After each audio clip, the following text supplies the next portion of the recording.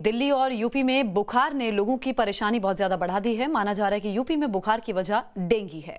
Dengue का D2 variant को बुखार की वजह बताया जा रहा है। क्या होता है D2 वेरिएंट और इसके लक्षण क्या है, इस पर मेरी सहयोगी हर्षा ने खास बातचीत की है LNJP हॉस्पिटल के डॉक्टर ऋतु से। उन्होंने बताया कि D2 वेरिएंट काफी खतरनाक है।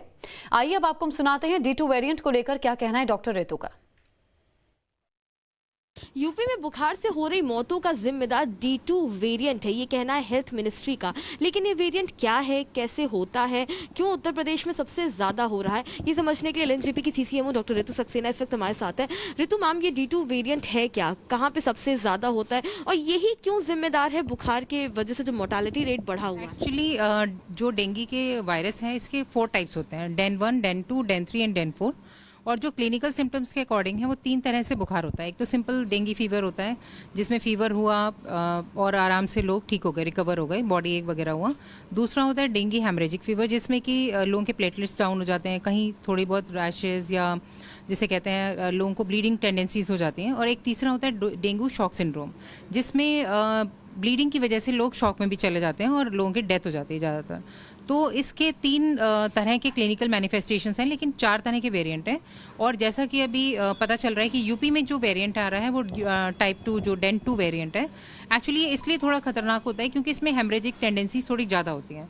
जब हेमरेजेस कहीं भी हो सकते हैं बॉडी में, तो अगर ये ज़्यादातर जो है अगर ये ब्रेन में हेमरेज अगर हो जाए तो लोगों के लिए प्रॉब्लम हो जाता है, क्योंकि कई बार ब्रेन हैमरेज की वजह से या इंटरनल हैमरेजेस की वजह से लोगों की डेथ हो जाती है। वैसे तो इंडिकेशंस तो मिलते ही हैं, प्लेटलेट्स हमें मॉनिटरिंग करनी पड़ेगी। ऐसा कुछ नहीं है कि कोई जो क्लिनिकल हमारा जो मैनेजमेंट प्रोटोकॉल है वो चेंज हो जाता है, वो सेम रहता है। बट ये रिस्की इसलिए होता है क्योंकि इसमें हेमरेजेस की वजह से लोगों की डेथ हो सकती है। मैम, एक और चीज़ लेमन भाषा में मैम, क्योंकि डेंगू के जो शुरुआती सिम्टम्स आपने हमें बताए थे, रैश होना, बॉडी में दाने होना और हेमोग्लोबिन बहुत लो हो जाना, ये है।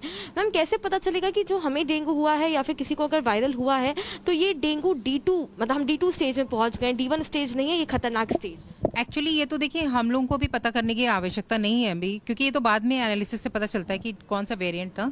हम लोग तो सेम मैनेजमेंट प्रोटोकॉल सेम ही रहता है हम लोगों का। हम लोग क्लिनिकल सिम्टम्स के अकॉर्डिंगली चलते हैं।